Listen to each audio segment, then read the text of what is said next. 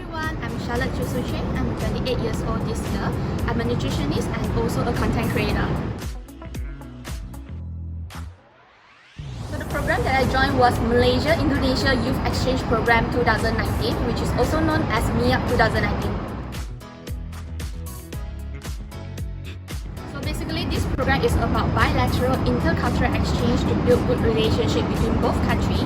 So throughout the journey, I have been to Jakarta and Yogyakarta, met the delegates of Indonesia, and I also learned about their cultures, went to their historical sites like Prambanan temples, and I also had a foster family there to experience their daily life there.